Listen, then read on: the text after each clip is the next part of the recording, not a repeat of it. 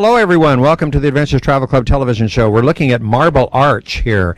Betty, I read that this Marble Arch originally was part of Buckingham Palace, but when they kept remodeling it, they had to move it out because they needed a bigger place. Well, I'm going to tell you, so many of these places we go all have arches. Remember the one in France? Yep. So it must be symbolic. Those were built as monuments, you know. Well, like you're talking about the Arch of Triumph there, the Arc de Triomphe, is there in France. It was. And I think a lot of these folks wanted to build monuments to themselves or their relatives. Well, of course. Well, look, that started in Egypt. And the trees are plane trees. They're probably about 300 years old, these beautiful trees. Plane, P-L-A-N-E. As we turn the corner, good souvenir shop on the right-hand side here. Holy moly. Bentleys and Rolls Royce. And if you keep looking on the right-hand side, you see the white wall, there's a grey plaque, marks the spot where the Queen was born. Now, she wasn't born on the street, she wasn't born in an office block, but when she was born there, the houses looked rather more like the tops of these shops on the left. And it was the London home of her parents, who then were the Duke and Duchess of York.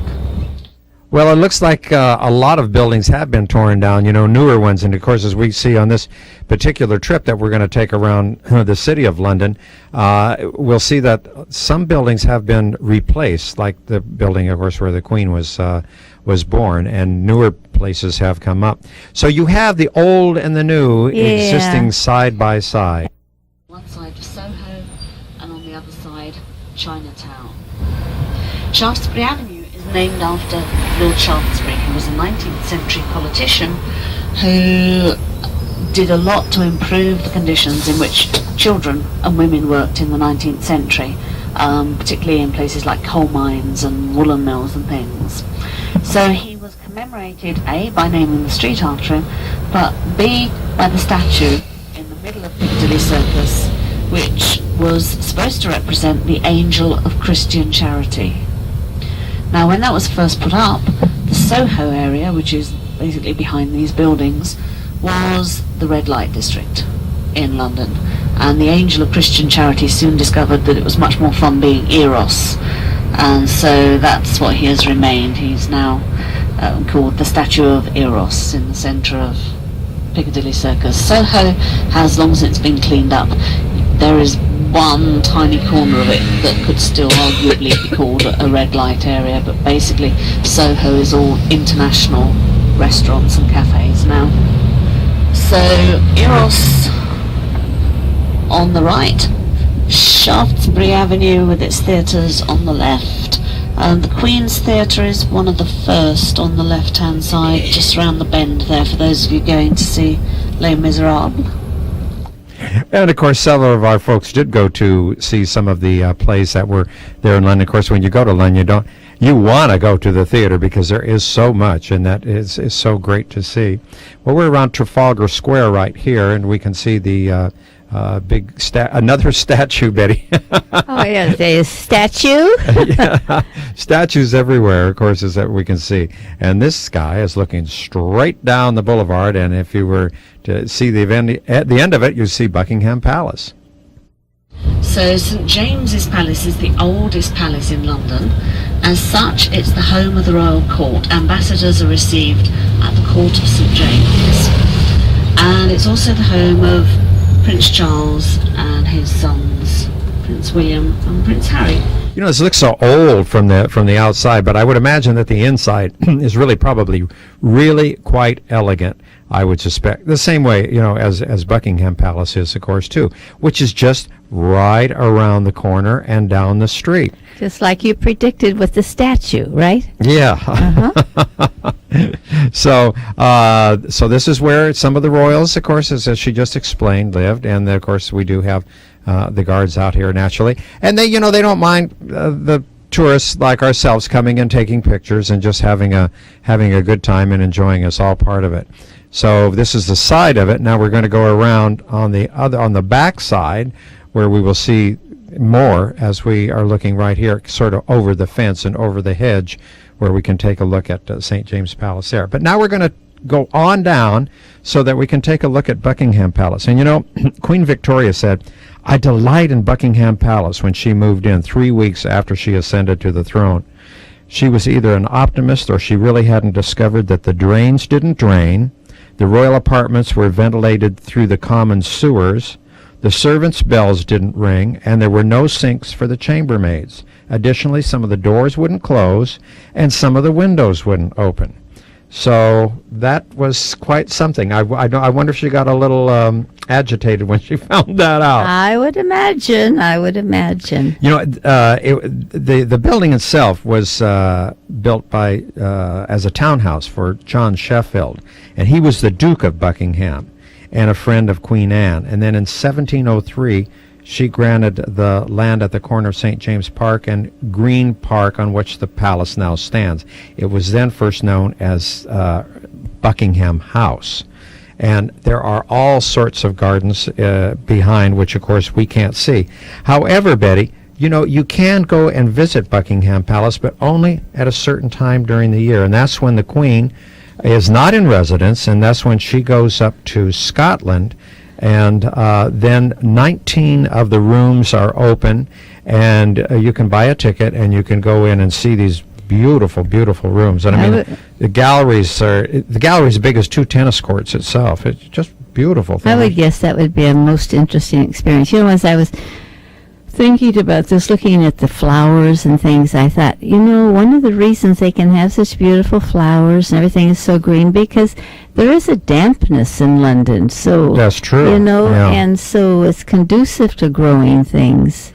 You know, when Queen Victoria and Prince Albert, when they lived there, they had their family expanded pretty good, so they needed nurseries. So the palace was short of bedrooms for guests also, so they built more, and that's when Marble Arch, which we saw at the opening of the show, was moved to the northeast corner of Hyde Park to make room for a 4th wing that then turned the palace into a quadrangle.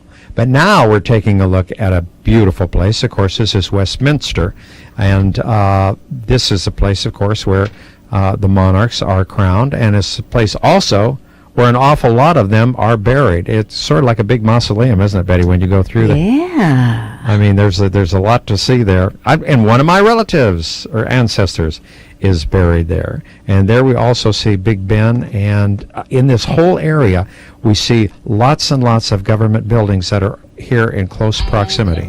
And around Parliament Square here, lots of statues of largely 19th century politicians, many of them prime ministers. Parliament stands on the site of an old royal palace, the Palace of Westminster, and the part with the steeply pitched greeny grey roof was the banqueting hall of that royal palace. Remember Henry VIII's Great Hall yesterday? That's very similar, the Great Hall over to the right. That's all that survived a fire in the 19th century.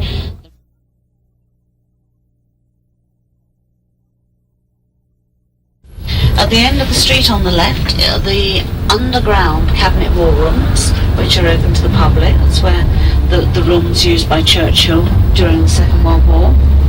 Then on the left, the Foreign Office. We go a bit more slowly. In the centre of the office is the Cenotaph, our National War Memorial. And the other side of the road on the right, the Department of Health. On the left-hand side behind the railings is Downing Street. And the Prime Minister lives at number 10, which is where the people are standing down the end. Over to the right-hand side. The barricading has become much worse of late.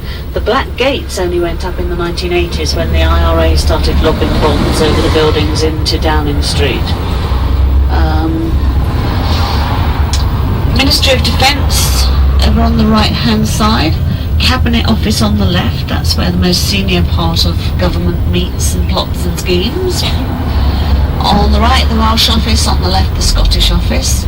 And then in a moment we're going to see the Horse Guards on the left, so you want your cameras, and we'll go slowly as we dare without actually stopping. These mount ceremonial guard. The regiment on duty at the moment is the Life Guards.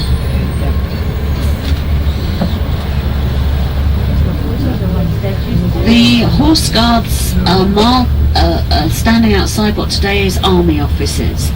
But in the past there used to be a palace here, the Palace of Whitehall, and that used to be the entrance to the palace. The palace burnt down 300 years ago. We're still guarding the entrance. That's what tradition is all about. So those are army offices. Next door are Central Navy offices, the Admiralty. Gilbert and Sullivan's operas were first performed. And what's on at the moment? Murderous Instincts, a musical. And this is an area also associated with the BBC and London University. So Lion King on at the Lyceum on the left. War damage at the back of this church, Second World War damage. This is the Royal Air Force Church in London. Dr. Johnson on the pedestal there, the statue, wrote the first English dictionary and lived in the street ahead of us. He said, when a man is tired of London, he's tired of life. Royal Courts of Justice on the left here, and these are the civil law courts. So this is where you get the big libel cases being held, for instance. And in the centre of the road is a monument, Temple Bar, which marks the boundary between those two central areas, the city of Westminster, or the West End, which we have been in, and the city of London, or more usually referred to just as the city, which we are going into. So now we're in the city.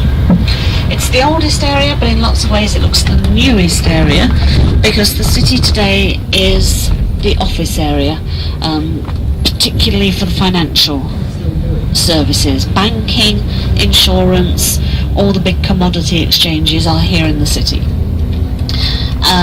There are people living here, but it is predominantly offices and the shops, restaurants, wine and champagne bars that cater for the people working here in the city in the financial sector. This is Fleet Street, and Fleet Street used to be the street of newspapers, with many of the buildings along here were once newspaper offices. Then in the 1980s, when computing was introduced into the printing process for newspapers, most of the newspapers moved out into modern premises. Final Pub, the old Cheshire cheese, used to attract writers in the 18th century. The building on the left used to be the home of the Daily Telegraph. It is no longer. The only major representative of the newspaper industry still here in Fleet Street is Reuters, who are in the building on the next corner on the right.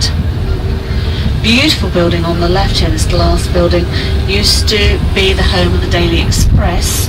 Now they've put those horrible curtains up, you can't quite see the gorgeous ceiling in there, but it's Art Deco and it's beautiful inside that entrance area. So we still talk about the newspapers collectively as Fleet Street. We still talk about journalists, as Fleet Street. What does Fleet Street think? But in fact, almost none of them are here in Fleet Street anymore.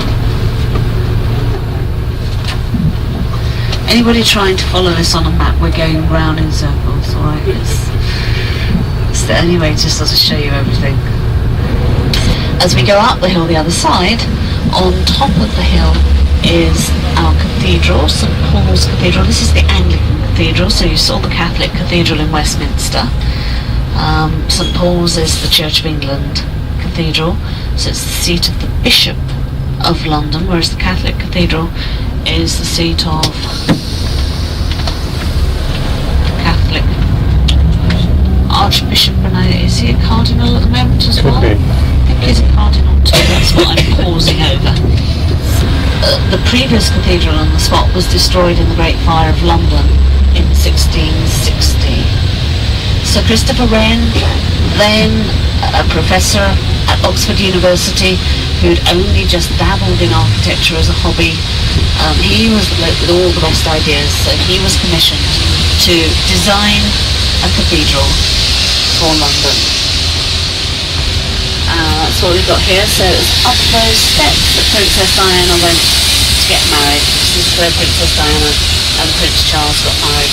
There's a mammoth restoration work project going on at the moment, and what they have completed looks absolutely stunning. Now the first bridge across the river was built by the Romans. They called London Londinium, and this was Londinium Bridge. It stood just a few feet over to the left. This is the modern London Bridge built in the 1970s. You've got the 19th century one at Lake Havasu. And there over to the left is our most famous bridge, Tower Bridge. That was built in the 1880s and 90s. And it was built at a time when the river beside us here was the Port of London. So Tower Bridge had to be able to open in the middle to allow ships through. It's a drawbridge. The grey ship moored up in front of it is the HMS Belfast. It's a warship that saw action during the Second World War, and more recently during the Korean War. And after the Korean War it was pensioned off and became a museum, and it's painted up in the colours it was in for doing the North Atlantic run. Betty, there's Potter's Field, a place where we can be buried if they won't let us into Westminster Abbey. But you know what? Isn't it Potter's Field that Judas was buried? The 30 pieces of silver bought him into... Well, when he gave it back. Yeah, but that was that's what they used it for. Yeah, they bought the Potter's Field. Yeah, so that has a bad connotation to it, that Potter's Field. Yeah. And, of course, down through history, of course, that's where people who didn't have any money were buried in Potter's Field. But that isn't the connotation for the one here, is it? Yeah, I think it was. Is it for just poor people here in London? Well, now I think, if I'm not mistaken, is pretty much built over or around. So there's, I think it's more of a park right now. So we should sort of walk by because we want to go right to the water's edge there on the river. Isn't that something? Look at that. Yeah, so we could see the Tower Bridge. I mean, that's just beautiful. And, as we take a panning shot around here, a lot of shipping was done here and probably still is done. And there, of course, you can see right in the middle is the Tower of London. Beautiful. But the prince owns a lot of this land here, and they tore down some of the warehouses and then they reconverted some of them into living spaces. But you can also see more modern architecture here very close to the river that is now changing the skyline of London quite a bit. And here's one right here that is... I'm not quite sure what this building is. I think it was a government building, but it looked rather strange in comparison. Looked very pregnant. Could be. So now we're going to go on to Tower Bridge. When Tower Bridge was built in the 1890s, it had the largest hydraulic engines ever built in the world to open it. And they were housed in this yellowy brick building on the right. If you look over to the right, you can see the tallest building in London with the pyramid top and the smoke coming out of it. The tallest building in Britain, rather. And that's the centre of the new Docklands office area. We're on the opening section of the bridge now. Above our heads is the walkway. You can go up through the towers and onto the walkway. You have to pay to go in.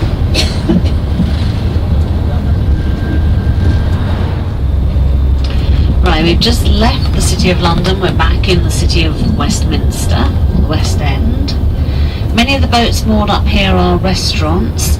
There are cruises running backwards and forwards along the river between Westminster, Charing Cross, the Tower of London and Greenwich. The Cleopatra's Needle here on the left, an Egyptian obelisk given to Britain as a thank you present from Egypt because Admiral Lord Nelson helped to keep Napoleon out of the Nile in the Battle of the Nile. I'm sure I know what you're going to say there, Brian. It goes on and on. Yeah. A railway bridge here, Hungerford Bridge, had footbridges added to either side of it, the suspension bridges for the Queen's Golden Jubilee. So those are the Jubilee footbridges, and they're very nice to walk across. Similarly, the Norman Foster Bridge down by the Tate Modern and St Paul's, that one we could see in front of the Globe, is a footbridge, and that too is a very, very fine bridge to walk across. And we had a shot there of the Ferris wheel, too. That was built in honor of the millennium. And they were going to take it down, but now it's become, a big tourist attraction, so they left it. Great view place. And Joan went up on it. Yeah. They Took took a ride on it. But Yeah, I wanted to get to Harrods and go shopping. Anyway, here's Big Ben. Betty, you know about this place, don't you? Yeah, Big Ben. You think Big Ben refers to the tower, but it really doesn't. It refers to a bell, the largest of the bell.